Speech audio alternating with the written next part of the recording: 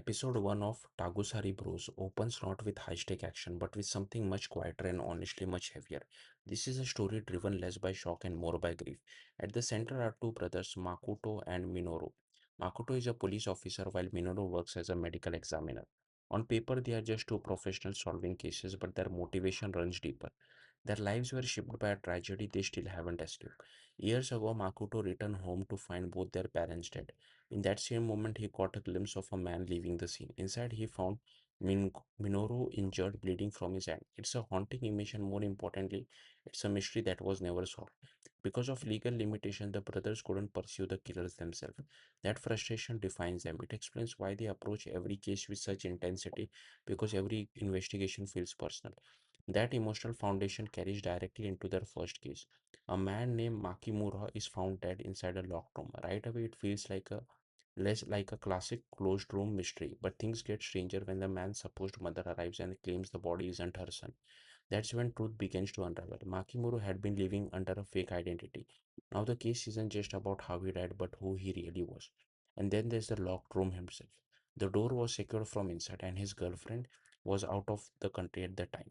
There are no obvious suspect, no forced entry, no clean explanation. It is a kind of setup that usually leads to a complex, twist heavy reveal.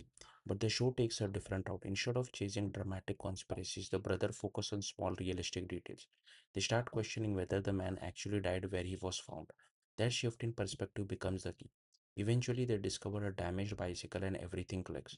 Makimuro had been in an accident on his way home. He was hit by a car, and although the driver urged him to go to the hospital or the police, he refused. Why? Because of his fake identity. He couldn't risk exposure, so he went home instead. And that decision cost him his life. By the time he reached his apartment, his injuries were too severe. He died alone, behind a locked door, not because of a clever murder plot, but because of fear and circumstances. It's a surprisingly grounded resolution. Even the driver's hood adds to that realism. He didn't realize he had caused a death. He's taken in by the police but later released. There's no grand villain here, just a chain of unfortunate choices.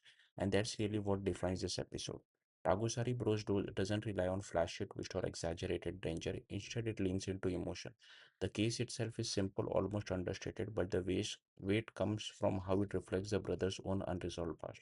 The pacing might feel slow for viewers expecting a typical thriller. There aren't constant shocks or high energy reveals, but in exchange, the show offers something more thoughtful. It builds atmosphere, it develops character, and it lets the silence speak just as loudly as the dialogue. By the end of episode 1, you are not just thinking about the case, you are thinking about the brothers, and that's and about what they have lost and what they are searching for. And that's what makes this a strong start. It's not trying to overwhelm you, it's trying to stay with you. That's it. Thank you for watching. Bye.